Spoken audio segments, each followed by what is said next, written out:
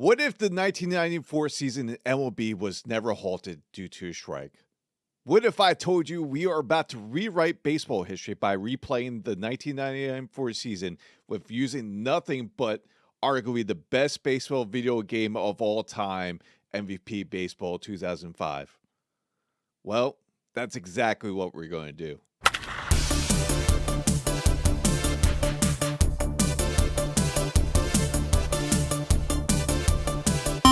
Welcome to the first episode of Retro Replay, where we take the best what-if moments in sports history and answer those questions using various different sports games.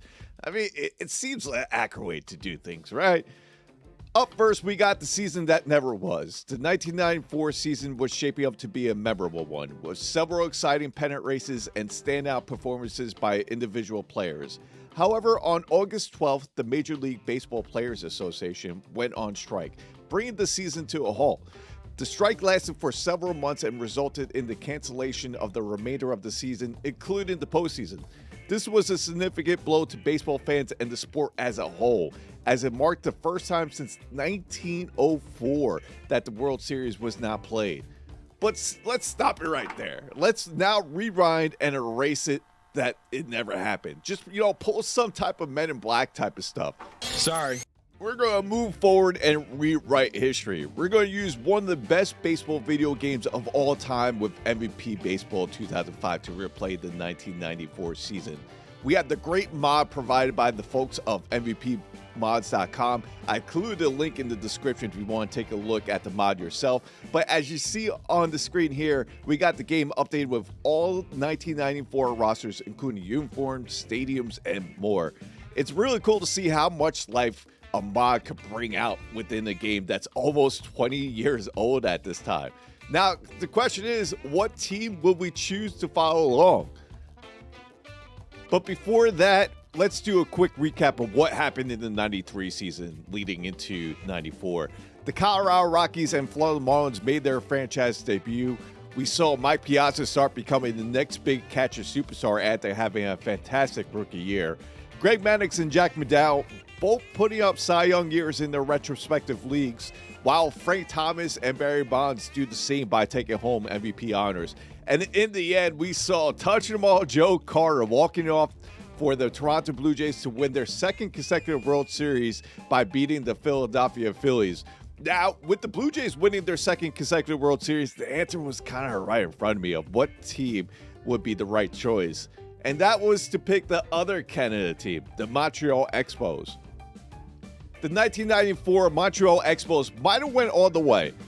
Let me rephrase that. The Montreal Expos would have went all the way and became the World Series champions if the season continued. Unfortunately, with the strike, it never came to fruition. And not only that, it started the biggest downward spiral for the Montreal Expos franchise, which eventually caused the team to move out of Montreal to Washington and become the Nationals. But what if? This reason alone is why Montreal Expos was just a no-brainer choice. They probably have the best outfield going into the 94 season with Marquise Grissom, Larry Walker, and Moises Alou. Ken Hill is coming off a great year after being the runner-up to the Cy Young Award. And they also required a promised young pitcher that's turning from a reliever to a starter from the Dodgers. You might know him. He's named Pedro Martinez. The rest of the roster is very sneaky, by the way. Here you will see the starting lineup within the game we will head into the season with. Some notable names is third baseman Sean Barry, rookie first base Cliff Floyd, and shortstop Will Cordero really fills out this lineup. And for the starter rotation, even with Hill and Martinez at the helm of the rotation, Jeff Fassaro and Butch Henry are no pushover as well. And in the back end, we have shutdown closer John Wetterland ready to go. With that said, I think it's time to get this season rolling.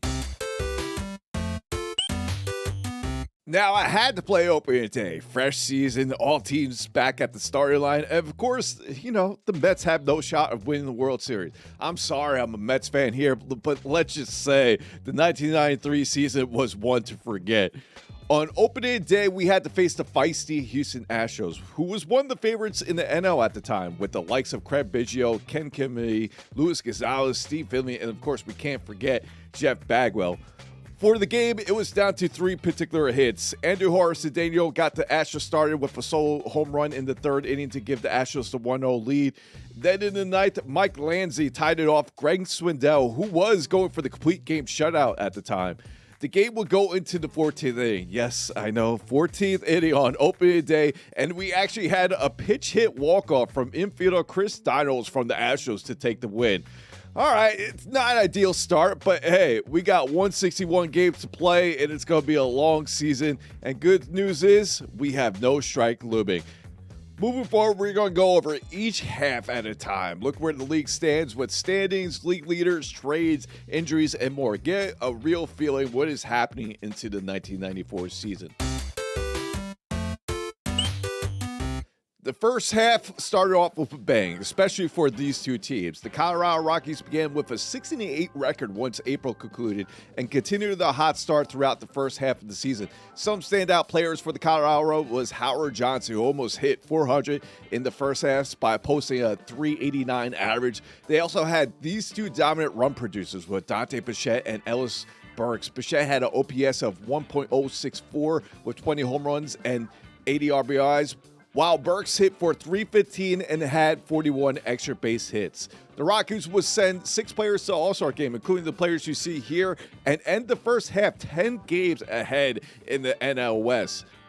On the flip side, in the AL, the Chicago White Sox has shown to be the best team in baseball for the entire first half. They started off by sweeping the defending World Series champions, the Toronto Blue Jays, in their own home to send a message. They played all-around great baseball from their starting lineup with the likes of Frank Thomas and Robin Ventura, and their pitching wasn't lackluster either. Wilson Alvarez put on a show within the first 2 months of the season by racking up a 2.79 ERA and having 8 wins and 10 starts. I know wins aren't as pretty as we once viewed them, but with MVP 05 logic, he was a Cy Young frontrunner in the AL so far.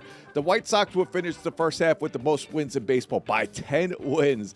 And like the Rockies, they sent multiple players to the All-Star team with 8 players. This is no joke. They are indeed the best team in baseball so far in the 94 season. Now, speaking of Cy Young frontrunners, we can't forget to talk about the Bulldog Earl Hershiser of the Dodgers. He is easily having one of his best seasons to start in 1994. Hershiser is posting a 2.22 ERA and leads the National League in strikeouts and wins, while also having 2 complete game shutouts under his belt. It's easy to see him taking the award by season's end. Let's now transition back to our Expos. In April was a battle month between all NL East teams. The Expos finished 13-10 in the first month and was tied for first with the Phillies.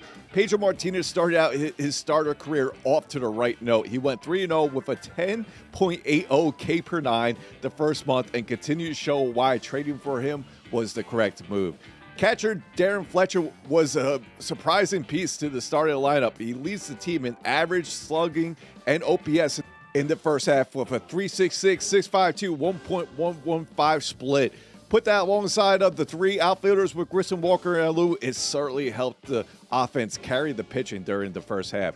Fortunately, in June, we hit a big injury when Ken Hill fractured his arm against the Mets, which put him out for over a month. However, the Expos went within the team to replace Hill with Gabe Wright till he recovered. Luckily by this team in June, the offense was in full swing and they will help carry the team and end the month of June with a 7-game winning streak. This helped the Expos take over the NL East by a half a game lead going into the All-Star break.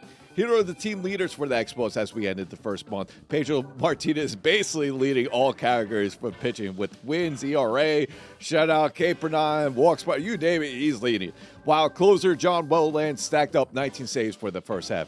In hitting, we already know about Darren Fletcher leads the team in average, while Moises Alou leads the with home runs and RBIs. Leadoff hitter Marcus Grissom, no surprise here, leading the team in runs and stolen bases. All in all, the Expos are in first place by the midpoint of the season and hoping to continue that for the rest of the way.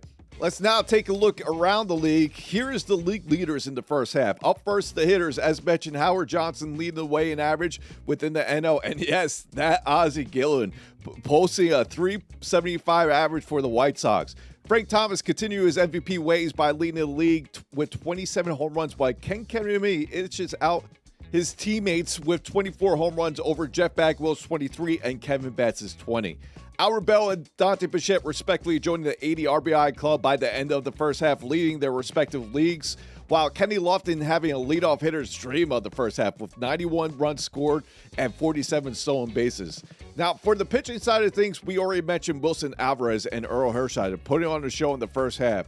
Both of them on the top in the wins within their leagues, while Hershiser has the edge over Alvarez as he also leads the league in ERA with a 2.22 ERA and strikeouts at 108. On the flip side, Randy Johnson, and it's kind of hard to figure out it's going to be anyone else, he's leading the league in strikeouts for the American League. Here is the standings so far in the Major League as we head into the All-Star break. The White Sox probably the only team very comfortable with their lead in the division by 33 games over 500. My God, it's just crazy to think about. And having the 13.5 lead in the AL Central. For all the other divisions where they might have some bigger leads than others, it's still hard to say which team will be on top by the end of the season. The NL East sure looks to be a battle, as from first place to last place, the only difference is 4 games. Definitely going to be interesting to see how this one plays out. But before we head into the second half of the season, here are the starting lineups for the All-Star game of the 1994 season, according to MVP Baseball 2005.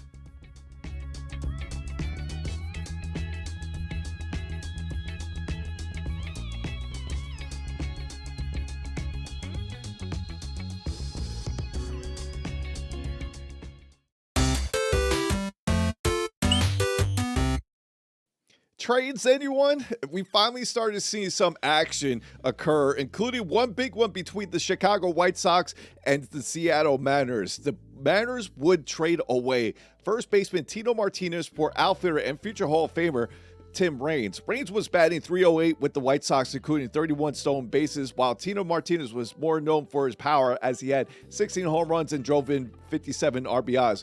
Besides this trade, nothing really noteworthy as most teams stay put. Moving on to the action within the second half, and we'll start with the Expos this time. By August, the Expos were taking control of the NL East. Moises Alou was putting up MVP-type numbers with 30 home runs and already drove in 100 RBIs with a month to go. And Ken Hill was back on the mound after his injury and getting 5 consecutive wins once returning. Everything started clicking for the Expos at this time. And as you see here, we now have a 6-game lead heading into the final month of the season. Expos hoping to increase the lead even further since they have a 7-game road trip against 2 teams below 500 with the Cubs and Reds. All is pointing up for the Expos to take the NL East crown right now. Looking around the league with the full MLB standings at the end of August, it was almost certain that all the teams in first place in the division are going to be locked up. Besides an ultimate collapse, these 6 teams should be making the playoffs. The main focus going to September will be the remaining teams that are fighting for the wild card spot. In the NL, we have 4+ teams chasing to be the wild card winner, and they all round 2 games with each other. Yes, I jinxed my own Mets beforehand, but they're actually leading in the wild card. Hey, but there's plenty of room for error in September. We know how 2007, 2008 worked, right? As for the AL wildcard standings, it's a battle between 2 teams with Cleveland and Minnesota. Cleveland is ahead by 1 game with 2 more games to play than Minnesota at the time. All in all, the wildcard chase going into September will be, well, pun intended, it's going to be as wild as it gets. Here is a quick look which MVP Baseball has as the front runners to be the MVP and Cy Young of each league before we move on to September. As figured, Hershiser is the landslide favorite to win the NL Cy Young, as we previously discussed. For the AL, we have Alex Fernandez from the White Sox battling with the Seattle Mariners' Randy Johnson. Fernandez has been what Wilson Alvarez did for the White Sox in the first half. It's kind of crazy how well this team is playing. Anyway, let's take a quick look at the MVP races, and some surprising names jump out to be Kenny Lofton with his 70+ stolen bases already this season, and Darren Johnson and Roberto Alomar over the likes of Frank Thomas and Albert Bell, who in my eyes probably would be the favorite to win it all. In the NL, no surprise here, Dante Bichette, Jeff Bagwell, and our own Moises Alou at the top 3 position. Would be ironic to see Bagwell actually win the award here, as he actually did in the 94 season. But we still got 1 month to go, right? All right, I think now's the time to let the chaos begin and head on to what happened into September. Starting with the AL wild card, it came down to the last week in the season. Cleveland and Minnesota were dueling back and forth and exchanging spots throughout the last month. However, with the Twins losing 5 of the last 6, it crumbled their playoff hope for the 94 season. The Mets blew their half-game lead leading into September. I mean, no surprise there. And it all came down to the Florida Marlins and the St. Louis Cardinals, but the Cardinals prevailed after winning 5 of the last 6 to clinch the wild card spot in the NL. Now, who else will make the playoffs? Not much will change from the top of the division, as all teams that were previous in first in August held their spot by season's end. Although the Rockies did cut it close at the San Francisco Giants put up 22 wins from August to the end of the season to close the gap to 3 games in the NL West. This could have been one of the wildest collapses that we could ever see in MLB history.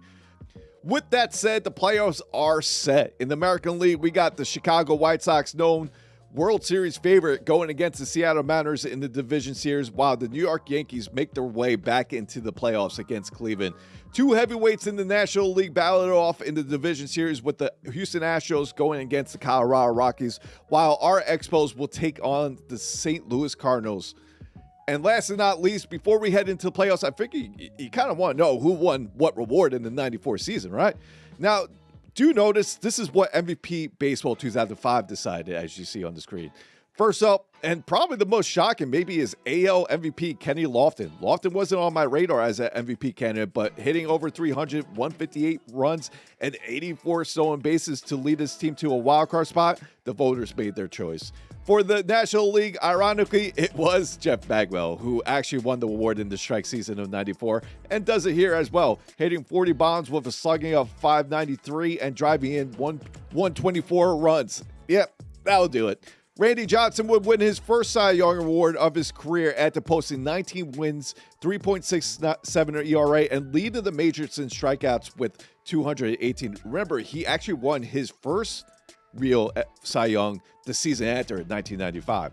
Was there any doubt for Earl Hershiser to be the Cy Young in the National League? We talked about how dominant he was earlier, and it continued into the second half. This will be his second Cy Young Award, and he posted a great 2.65 ERA, 174 strikeouts, and 20 wins. Now, some notable awards for our Expos players is first base Cliff Floyd gets the Rookie of the Year honor in the National League, and we also had 3 Silver Sluggers awards with catcher Darren Fletcher, shortstop Will Cordero, and left fielder Moises Alou. Solid year from all 3 players here, and hoping to continue into the playoffs. And did someone say playoffs? You kidding me? Playoffs? Yeah, I think it's time we get into the thick of things in the postseason. It's time for some October baseball, baby. Now, we will be simming these games, and unfortunately with MVP Baseball 2005, we won't see the full box scores of each game, but we will sim each round and play out if the Expos face elimination, Game 7 situation. And of course, once the World Series hits, we're going to play no matter what teams are in it.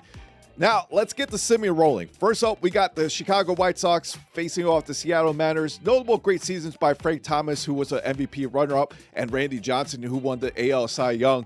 The series would go all 5 games, and in Game 5, it was a 1-run game where the White Sox would advance and overtake the Mariners 4-3 despite a late push by the Mariners in the 9th inning.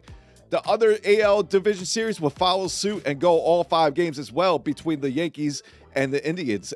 And this time, there was no close game in Game 5 as the Yankees walked over Cleveland in a 12-2 rout and advanced to face the White Sox in the championship series.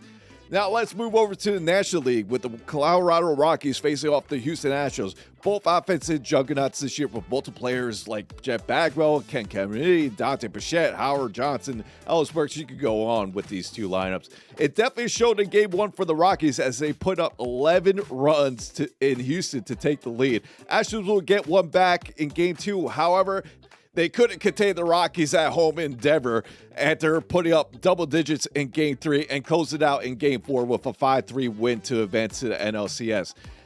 As for our Expos, we simmed each game one at a time, so let's look at the game screen for this recap. Simming the first two games, it was a split between the two, and then game three, we were able to take the 11-5 win, and since it wasn't a do or die time, I simmed game four and were able to advance to the NLCS to face the Rockies. Not dramatic, but hey, one step closer to get the real goal and win a World Series. It's time for the championship series to determine who will go on to the World Series. We start in the American League, and you know, if the division series told us anything, it's to expect the maximum of games being played. And, well, yeah, it happened. The series would go to 7 games. Game 1 and 2 were one-run games. In Game 1, the White Sox scored 1 run in the first, and that's all they needed. Game 2, the Yankees would get ahead quick in the first, scoring 2 runs, and despite 1 run by the White Sox in the 5th, the Yankees were able to prevail. When the series moved to New York, the Yankees did some home cooking as Game 3 they would win 9-1, and the White Sox returned the favor in Game 4 with their own 9-run game to tie up the series. Early in Game 5, the Yankees looked to have it all squared away, being up 11-0 in the 5th. However, the White Sox did make it interesting with 6 runs combined in the 8th and the 9th. However, the Yankees were now 1 win away from the World Series. The White Sox defended their home turf with a Game 6 10-5 win to force a Game 7, and in the end, the White Sox would prevail, coming back from a 3-2 series deficit and win Game 7 4-2 to advance them to the World Series. Now, who will face the White Sox in the World Series? Let's find out. I won't lie, I was a little nervous to start simming these games, but eager and ready if the Expos were facing elimination. As you see here, we started by simming the first 2 games at the same time. We're able to get the split at home by losing 7-2 in Game 1 and then winning 3-2 in Game 2. We went ahead and simmed the next 2 games since we weren't facing elimination. And after the sim, boy, was I grinning ear to ear as we take 2 in Colorado. Definitely looks like our offense got us going by scoring a total of 25 runs in those games. Now, can we close it out in Colorado? Well, how about it? We do close it out, and the Expos will head to the World Series to face the ultimate and their biggest challenge with the Chicago White Sox looming. We will be playing all games of the World Series, so you get to see all the action firsthand. All in all, we will find out if this will be a franchise-changing season for the Expos. Well, it's time to find out.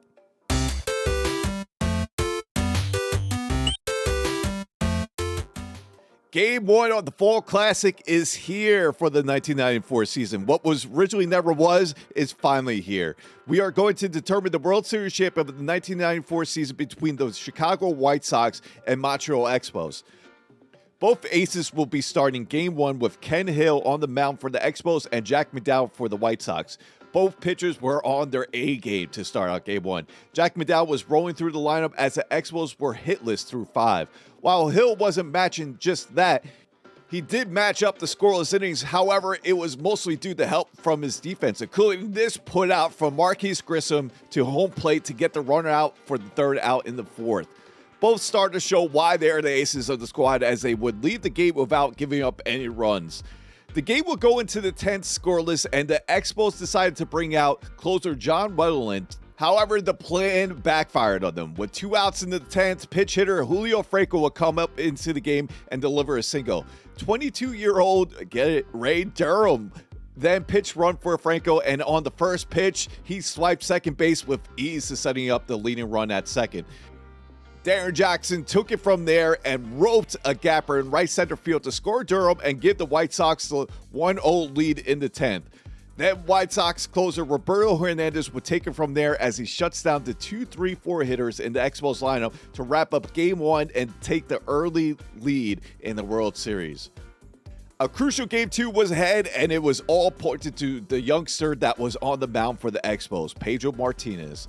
After transitioning to a starter this year, Martinez showed much promise this year, and he was ready to come Game 2. It only helped since the offense did get things rolling in the first inning. Marquise Grissom started off the bottom of the first with a single and immediately stole second base right away to set up a man in scoring position. Then second baseman Mike Lansing would take a 1-1 pitch from Chicago starter Fernandez into right center field to allow Grissom to score with ease to give the Expos the early 1-0 lead. Pedro Martinez kept on dealing until the fifth inning when the batting champion of the American League, Ozzie Gillen, would tie up the game with a solo shot. Coming in the bottom of the sixth, Marquise Grissom got it going once again. With a runner on first, Grissom would move the runner to second by weakly hitting to second base Joey Cora, who actually makes a web jam while at it. However, the next pitch to Mike Lansing was a wild pitch, putting the leading run on third base. And Lansing does it once again like he did in the first by hitting a line drive up the middle and scoring the runner at third.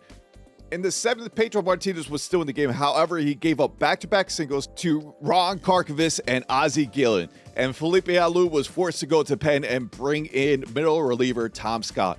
With Scott in a big pressure situation with the tying run at second, he showed he was up to it. As the first pitch thrown to the next batter, he was able to turn the 6-4-3 double play. To say at least the Expos bench was fired up. However, the tying run is still one base away with 2 outs in the seventh. And this time, the pressure might have seemed to be getting to Scott a bit as he would hit Joey Cora with a breaking ball in the dirt.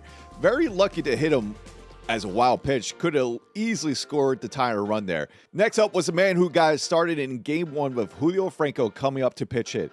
However, this time, Scott got the best of Franco as he rolls over a ball to third baseman Sean Berry to get the third out in the seventh. John Wetland would take it from there as he comes into the ninth to get his redemption from game one. He did just that as he sat down the White Sox in order and secured the win in Game 2 to tie up the series. Now it's on to Chicago. It's been 35 years since a World Series game has been held in the south side of Chicago, and with the series locked at 1, we knew we were in for a great game in Game 3. On the hill for the White Sox was Wilson Alvarez, who had a great regular season. However, his postseason was pretty much just the opposite, and it continued right from the start of the game for him. After a single by Moises Alou with 2 outs in the first, Larry Walker would hit a line drive opposite field in the left field corner to bring Alou all the way from first to home to give the Expos an early lead. Although the other lefty on the mound, Jeff Frisaro on Montreal, had some trouble in the first as well. Robin Ventura, who has been great for the White Sox all year, comes up with a big lefty crime home run after pulling a slider over the right field wall, and the roar of the White Sox fans was deafening at the time. Now, we talked about the fantastic season Cliff Floyd had as a rookie, right? But we didn't get a chance to mention the other youngster on the team, Rondell White. And you know what? This was the perfect time than ever. Being the Expos DH, his first at-bat of the World Series, he took Alvarez deep to tie up the game at 2 in the second, and we have a back-and-forth battle here in Chicago. In the fourth, it looked like the Expos were going to take the 2-run lead after Cliff Floyd smacks one dead center, but Lance Johnson said, and he had other plans by doing his best Ken Griffey Jr. impression and takes away a home run and containing the tie ball game. One of the best plays we've seen so far here in the World Series. 1 inning later, the counterpart of Lance Johnson, center fielder Marquise Grissom, made sure he hit a ball that no one could catch as he hits a solo shot measured at 445 feet to start the inning. Third baseman Sean Berry would match Grissom 1 inning later as he hits a solo home run off Alvarez to get the extra insurance run for the Expos. Come the 7th inning, Expos starter Jeff Frisaro was still on the mound and may actually been one of the most questionable decisions by Felipe Alou to keep him out there. After what could have been an inning-ending double play, the ball was overthrown by the shortstop to the first baseman to allow the runner go to third.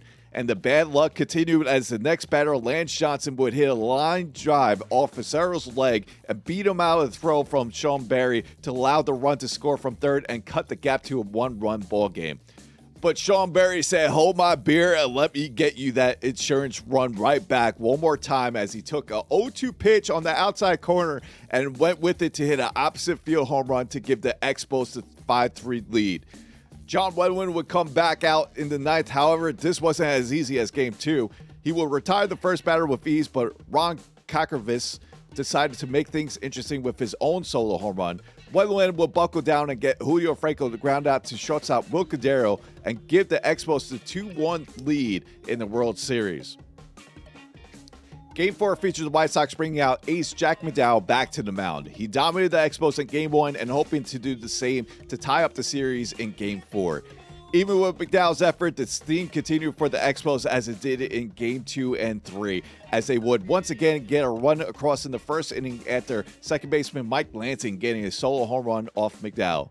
Heading into the fourth, Jack McDowell would find himself in more trouble. Will Cordero would lead off the inning with a double between the right center field, and immediately after that, Darren Fletcher, who has been pretty much quiet throughout the series, would stroke a hanging curveball over the right field wall to give the Expos the 3-0 lead. Even with the 3-0 lead, the Expos were still looking for insurance runs, and after Game 3, you know who to call. That's right, Sean Berry gets his third home run of the series with a 2-run shot off McDowell, who was still in the game. However, the White Sox wouldn't go down without a fight, as in the 6th inning, Darren Jackson would hit a 2-run home run, and Julio Franco would deliver a solo home run of his own to cut the lead to 2. But from there, the Expos bullpen once again shut down the White Sox in the 7th and 8th, with Tom Scott doing brilliant work and leave the 9th to closer John Wetland once again seeking his third straight save, and Wetland wouldn't break under pressure and getting the White Sox in order, including a great catch for the third out to end the game. Hey, the Expos are now 1 win away from being the World Series champions in 1994. Going to Game 5, the question is, can the Expos do it? 1 win away with the 3-1 lead over the White Sox. They could win it all right here. Ken Hill was on the mound for the Expos, and the confidence was never higher for them. But much like the Expos did in the last 3 games by scoring a run in the first, this time it was the White Sox turn to do in the first inning. After the big hurt, Frank Thomas, who's actually been quiet as well through the series, gets on board with a solo home run off Hill. Heading into the second, it wasn't long until the Expos responded. As you guessed it, Sean Berry would get his 4th home run of the World Series and tie up the game at 1. At the tie of the game, Ken Hill would find himself into trouble within the 3rd inning after loading up the bases with 0 outs. Julio Franco would be the next man up and ground the ball to the second baseman. And when the Expos tried to turn the double play, Darren Jackson would break up the play at second and making sure the run would score at home. From there, the White Sox took advantage and played 2 more runs off singles from Frank Thomas and Ozzie Gillen. The White Sox made sure to continue to pound it on the Expos with a home run from infielder Norberto Martin in the 5th, and then a run in each inning after that with Darren Jackson's RBI single in the 6th and Ozzie Gillen's sac fly in the 7th. It was all the White Sox in game number 5. Despite gaining 2 more runs before the 9th inning, White Sox closer Roberto Hernandez was back on the mound to assure the Game 5 win and did just that at the striking out Sean Berry and making Darren Fletcher to ground out to end the game to keep the White Sox alive in the World Series as we head back to Montreal. Now, if we flash back to the ALCS, the White Sox were down 3-2 to the Yankees, eventually went on to win the series in 7. Can they repeat the same here? Game 6. Back in Montreal, maybe this was destiny to have the Expos win it back in Montreal to a similar path on how Toronto Blue Jays did in '93. Pedro Martinez made his way back to the mound in Game 6. He had a fantastic Game 2 and looking to repeat that here and clinch and win the World Series. In the first things, it got pretty dicey quick for Pedro as he gives up back-to-back hits to Lance Johnson and Frank Thomas with Robert Ventura looming. But when it mattered the most, Pedro dialed to another level and struck out Ventura on a check swing and got Ron Kakervice to pop up to first baseman Cliff Floyd for the 3rd out in the inning. Fast forward to the 2nd inning, shortstop Will Cordero would make the city of Montreal erupt with a solo home run off Wilson Alvarez to give the Expos the early 1-0 lead. And Pedro Martinez continued to get out of jams, where in the 3rd, with runners on 1st and 3rd, he got the same 2 batters as he did in the 1st out, with Robin Ventura popping up to catcher Darren Fletcher and Ron Kakervice ground out to first base with a great play by Cliff Floyd. It was a bullpen game from there for the Expos, as Pedro left early in the 5th due to the amount of pitches he dealt, getting out of the jams left and right. By the 8th, Tim Scott was looking to hand the ball over to closer Wetland in the 9th. However, the White Sox best player had different thoughts. Frank Thomas would hit a first pitch slider over the left field wall to tie up the game in Game 6. You can hear a pin drop once the ball left off Thomas's back. The drama has arrived. The White Sox looking to force a Game 7 while the Expos looking to win it all. And what would increase the drama than being the top of the ninth with bases loaded and 1 out with the top of the order for the White Sox coming up. Expos closer Wetterland had his workout for him with no one else warming up the bullpen. It was him or nothing. First up, Jaron Jackson, and he would ground the ball up the middle, but luckily it hits Wetterland's leg, and he was able to recover to throw the ball at home for out number 2. Next up, sneaky Lance Johnson, and Wetterland knew this is the batter he needed with Frank Thomas being on deck. Lance Johnson would work a 2-0 count and then hit a ball to left center, but luckily for the Expos, Moises Alou was perfectly positioned to get the 3rd out in the ninth. More action in baseball in the 94 World Series. Heading into the top of the half of the 10th, since the Expos went down in order in the bottom of the 9th, Wetterland was still in the game, and with 1 out, Robin Ventura hits a line drive to left field to get in scoring position, which would end Wetterland's day. Mel Rojas was the next man up to try and get the Expos out another jam in Game 6. Ron Kakarvice would ground out to third baseman for out number 2, and then Ozzie Gillen would pop up to Darren Fletcher to finish the inning. All right, here we go. Another shot for the Expos in the bottom half of the 10th. The White Sox will bring out their closer, Roberto Hernandez, and up to start the inning was Cliff Floyd, who was already 2 for 3 in the game, including a double. And on a 0-1 pitch, Floyd would replicate his double he had early in the game and put up the winning run on second base.